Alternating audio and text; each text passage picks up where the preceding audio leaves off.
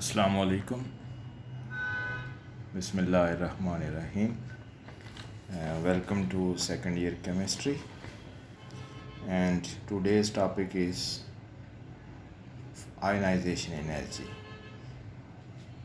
What the ionization energy is? Ionization energy is the minimum amount of energy required to remove an electron from isolated gaseous atom in its ground state and from its valence shell is called ionization energy.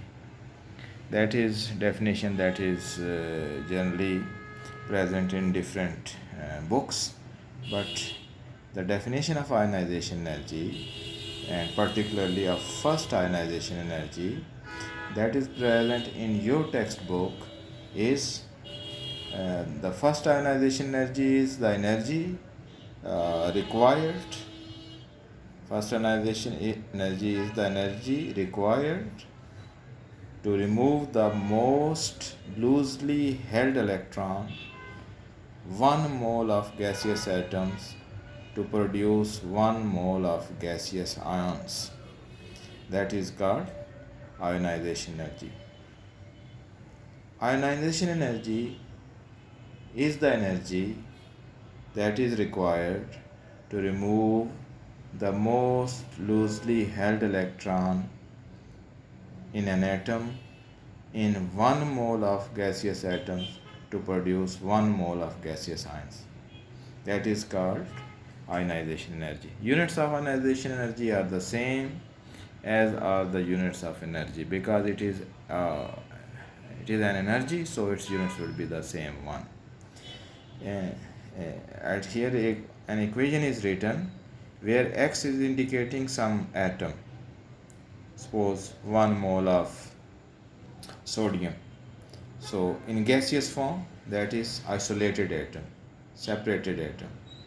When it loses 1 electron, it becomes cation, gaseous atom, single atom, or 1 mole of gaseous atoms.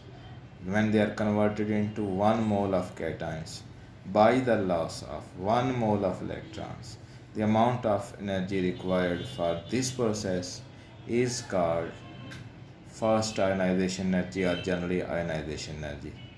If energy is required to remove an electron from a neutral atom, then it is called first ionization energy. If energy is required to remove electron from unipositive ion, then it is called second ionization energy.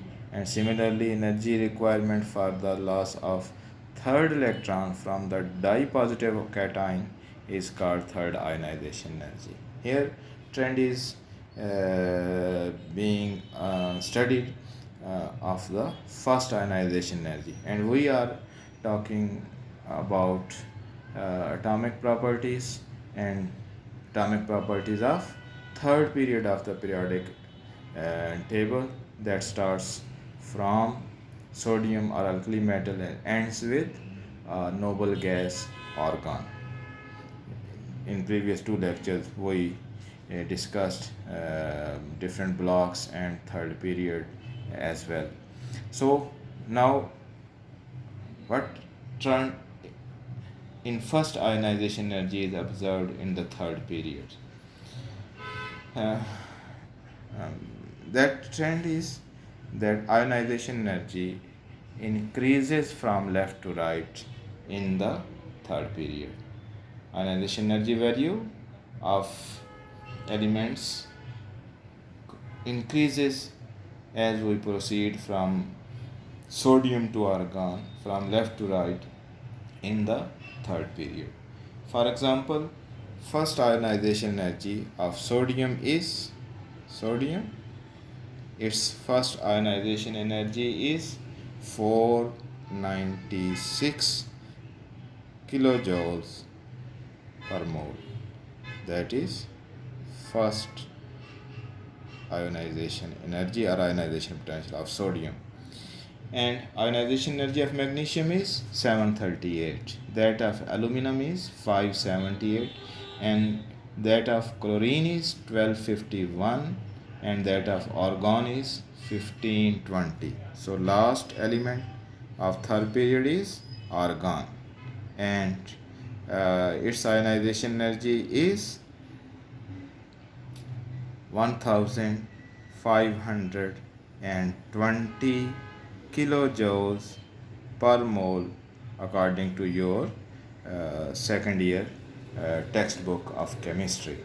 So these values are indicating that for sodium, ionization energy is around 496 kilojoules per mole, and for argon, ionization energy is 1520 or around 1500. That means that it is 3 times more than that of sodium. So clearly indicating, these values are clearly indicating that ionization energy value is increasing as we move from left to right in a period of the normal or representative elements. Generally, uh, it is uh, this trend is observed in the third period. There are few exceptions. We shall discuss this at the end of this lecture. Uh, in order to understand why this is happening, why ionization energy values are increasing as we are moving from left to right, so we are to understand what type of factors are which influence the ionization energy values of different atoms in a period or in a group. Uh, there are four factors. Ionization energy depends mainly upon these four factors. What these four factors are: number one, the atomic size. Number one, the atomic size, which was the topic of our previous lecture. Atomic size or atomic radius, or in other words, covalent radius. And second factor is nuclear charge, quantity of positive charge, you may simply say. And third factor is uh, shielding or screening effect. Third factor is shielding or screening effect. And fourth factor is nature of the orbital. Nature of the orbital. It means that what type of orbital in which from which the loss of electron is taking place: s orbital, p orbital, d orbital, or f orbital. For main factor on which the ionization energy values depend is atomic size. As we proceed from left to right, atomic size decreases. So with the decrease in atomic size, outermost or valence shell becomes closer to the nucleus, and when it comes closer to the nucleus, more effective nuclear charge is felt by the outermost electrons, and as a result it becomes difficult to remove electron from the higher attraction of the positive nucleus. So with the decrease in the atomic size, valence shell or outermost shell or most loosely held electron becomes somewhat closer to the nucleus, and when it comes closer to the nucleus, it becomes difficult to remove electron from that atom. So that's why as we move from left to right, ionization energy values increase, and we can see this, that sodium has, which is the biggest atom of the third period, its value is around 500, that is for more accurately 496 kilojoules per mole. But argon argon has 3 times higher ionization energy values because of decrease in atomic size. Keep in mind that sodium has 3 shells and argon has 3 shells, but number of protons are different. In case of sodium, there are only 11 protons, whereas in case of argon there are 18 protons. Number of shells are same with 18 protons. Third shell comes closer to the nucleus, and when it comes closer to the nucleus it becomes difficult to remove electron from that shell. So that is main fact. So with the decrease in atomic size or with the decrease in atomic radius, ionization energy values increase in the third period generally. Nuclear charge is also increasing, and that as a result pull is increasing and removal is becoming more and more difficult. Shielding or screening effect is slightly, you may say, increasing, but generally you can say it remains almost constant. However, with the increase in the number of electrons and with the increase in the number of protons, it is slightly affected.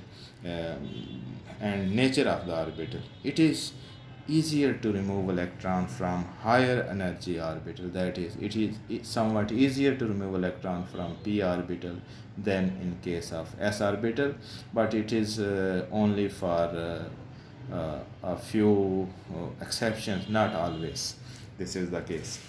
Now comes to its graph. When you draw graph about ionization energy for the third period, you may see some reversal. Uh, First, here it is magnesium, and here is aluminum, and similarly here is phosphorus, and um, here is sulfur. So chlorine, and finally argon. You may see there is some reversal in the trend. In case of aluminum, ionization energy is somewhat less than that of magnesium, and same is the case with sulfur. You may justify this trend by keeping in view the electronic configuration of these elements. Electronic configuration of magnesium is 1s2, 2s2, 2px2, 2py2, 2pz. Magnesium is 1s2, 2p, 2pz2, and 3s2. Or simply, in the simplified form, you may write 2p6. Whereas in case of aluminum, where atomic number is 13, electronic configuration is 1s2, 2s2, 2p6, 3s2, and 3px1. So 3p orbital is at somewhat higher energy level as compared to 3s orbital. So it is easier to remove electron from 3p orbital in comparison to 3s orbital. So when first electron is inducted into p subshell, it becomes somewhat easier because of high energy of 3p orbital or p orbital in with respect to 3s orbital. So aluminum has somewhat lower ionization energy than that of magnesium. But similarly, second reversal in trend is observed in case of phosphorus. Phosphorus 1s2, 2s2, 2p6, 3s2, 3px1, 3py1, 3pz1. That is the electronic configuration of phosphorus. And then comes sulfur. Its electronic configuration is 1s2, 2s2, 2p6, 3s2. 3px2 has 2 electron here, 3py1 and 3pz1. So in this case here, 3pz second electron feels slight repulsion from already present electron, which makes it easier to remove the electron from 3pz orbital. So that's why ionization energy value of S is somewhat smaller as compared to ionization energy value of phosphorus. For example, ionization energy value of phosphorus is 10-12 kilojoules per mole. 10-12 kilojoules per mole. Whereas ionization energy value of sulfur is 1000 kilojoules per mole, somewhat smaller than that of phosphorus. In case of magnesium, ionization energy is 738 kilojoules per mole, whereas in case of aluminum, ionization energy is 578 kilojoules per mole. So these are sometimes asked questions. These questions are asked are framed in this way: why ionization energy of aluminum is less than that of magnesium, or of sulfur is less than that of phosphorus. So you are to write at least one sentence. You simply say that in case of aluminum, 3pz orbital is of higher energy as compared to 3s2, so removal becomes easier.